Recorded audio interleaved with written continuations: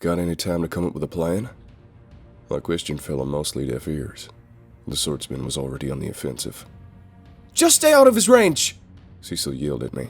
The man stepped forward, before swinging his oversized blade at Cass, missing his throat by inches. Out of my range, he said, smirking. Good luck. He marched back a few steps before furiously slicing the empty space in front of him.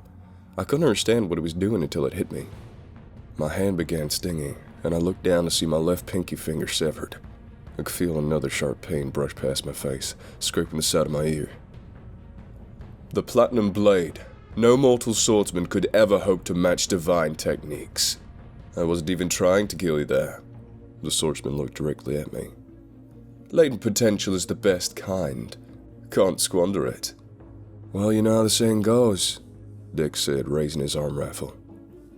Never bring a knife to a gunfight.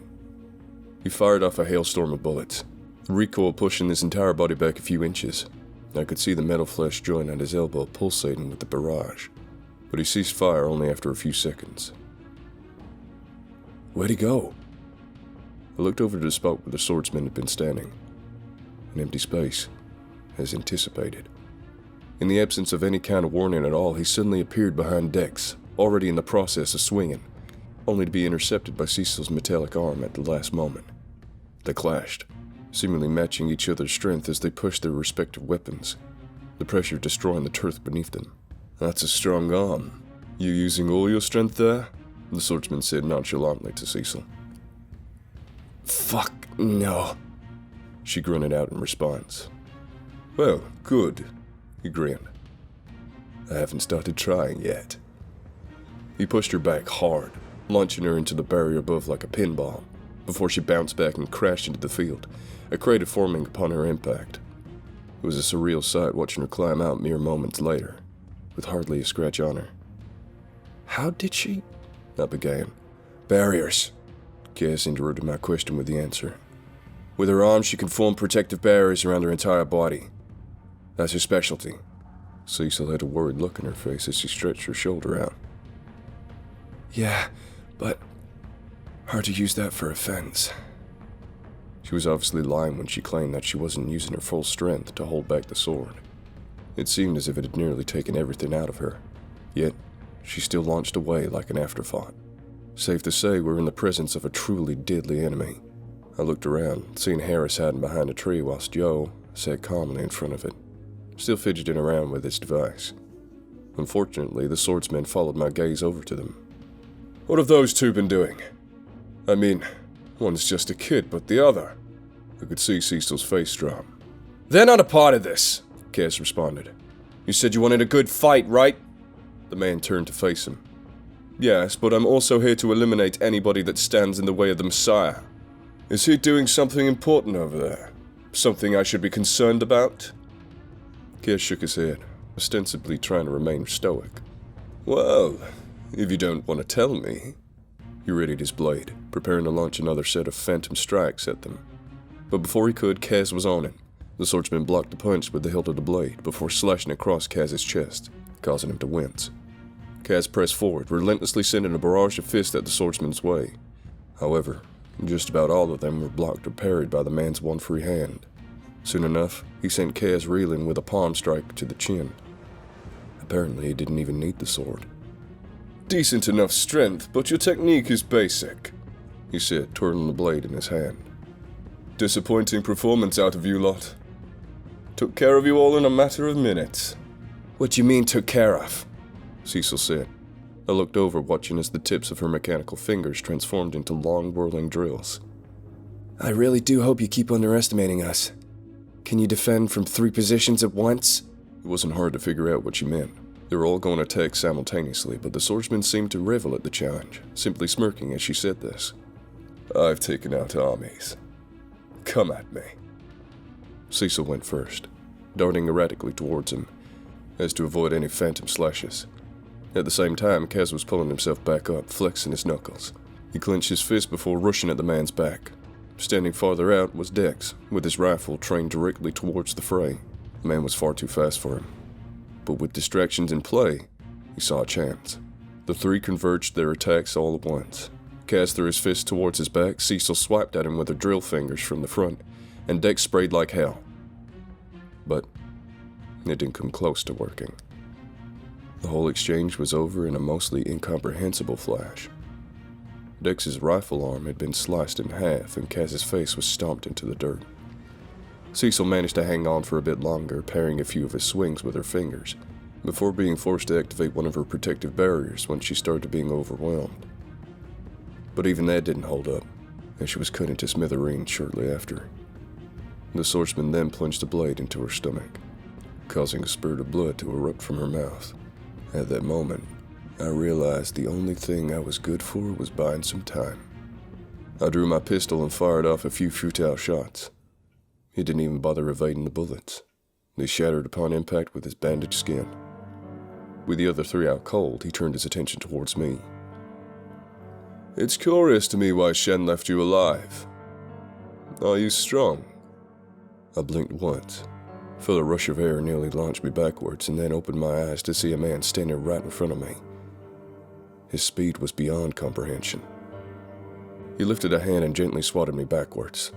Well, gently for him. The impact left me breathless as I was propelled about 15 feet to the chain-link fence. "Doesn't seem like it," he said, still advancing towards me. "But maybe there's something I'm not quite understanding here. I'll have to take it up with Shen later. In the meantime," he turned his gaze towards Joel and the kid. The latter was shitting himself, while the former hardly seemed to notice what was going on around him. I was still trying to find my lungs as the swordsman began approaching them, about to ruin what was apparently our only way out.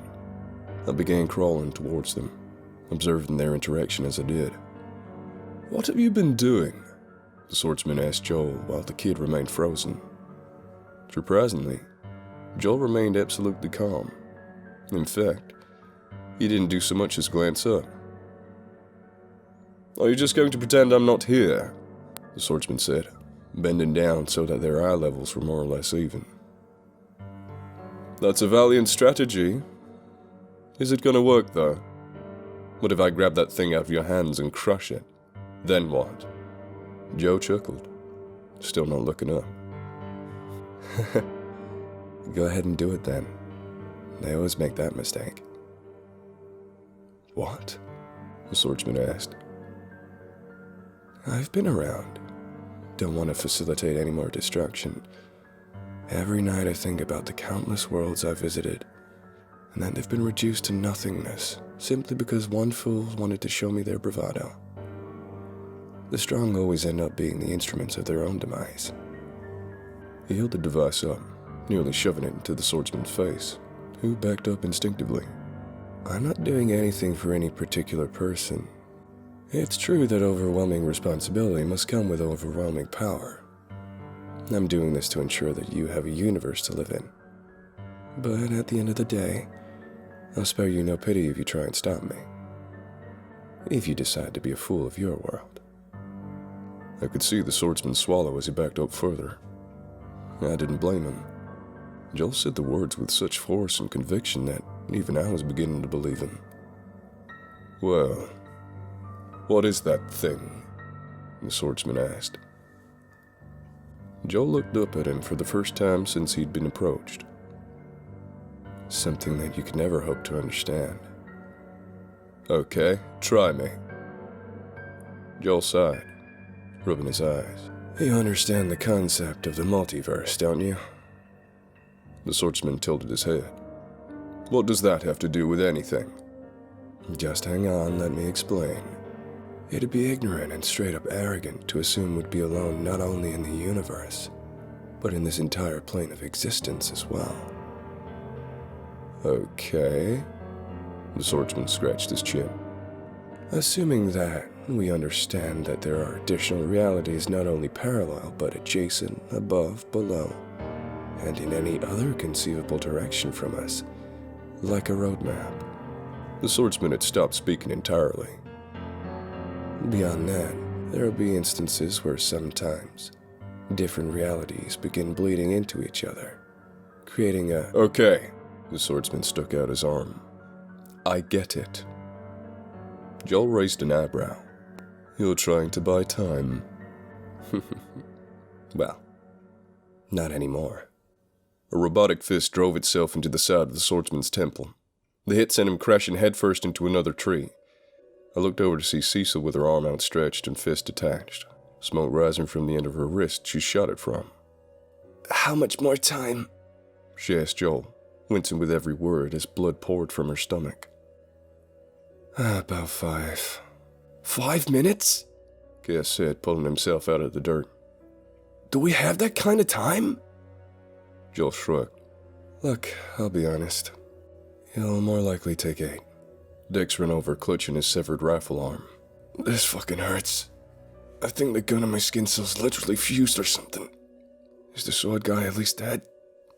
Almost like a response, the swordsman bolted back up, clutching a bloody wound to the side of his head. Let my guard down. Got a fast talker on your side.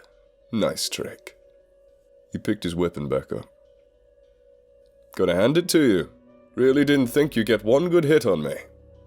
Cecil's mouth was agape in disbelief. That fist is capable of tearing through ships. The swordsman laughed. Well, then look who's stronger than a fucking ship. The situation became infinitely worse when Brando and its master busted through the field entrance. They were followed by the lady who'd been conducting the rituals, along with Kalos and Shin. Shin. That bastard's expression was beyond smug as he strolled towards me. It was almost the visual equivalent of a taunt, as if he were asking me the silent question. Wonder how you're going to make it out of this? What's up, sirs? You're already here? These guys didn't give you any trouble, did they? That's not going to go down well with the boss. The swordsman, whose name was apparently Soz, scoffed in response. No trouble at all. And then, from above, the world's biggest asshole, the one who was apparently both the mastermind and muscle behind it all, the orchestrator of this whole shit show, the Messiah, aka Trent Raisin, in his pale-skinned, black-suited, vortex-eyed glory. With a faint glow surrounding him, he descended, floating down at a calm, constant speed. All of my messengers are here, he said, his feet touching down on the turf. And you people are the only ones left. One last chance. Transform yourselves and become part of my divine legion. The world's going to change regardless of what you choose to do. The following few seconds were both silent and tense, only to be broken by Kaz, who began chuckling uneasily, like somebody who'd found themselves in the most drastic of situations, forcing themselves to laugh in order to cope. You feel that? Yes, Cecil. She simply nodded, a defeated expression on her face. It didn't take long to figure out what they meant. It was like an overwhelming presence slowly sinking your entire body into the ground. But not only that, there was also a more esoteric effect to it, like your very soul was somehow being compressed. I was blinded by an extraordinary flash as the already overwhelming aura grew heavier. With my eyes still closed, I heard a piercing shatter from above. When my senses returned to me, I looked up to see that a portion of the dome had been smashed open. The culprit was standing right at the center of everybody else. It looked like a winged man made out of sheer golden light. Well, more like a titan. He towered over everybody else in the vicinity. All of Trent's messengers stepped back, likely feeling the dangerous pressure exuding off the entity. But not Trent himself. His feet stayed firm. The golden man moved forward, leaving behind a trail of yellow fire wherever he stepped, before speaking in a voice so thunderous that it caused my insides to tremble. From the crossroads that connect heaven, earth, and hell, Judas has arrived.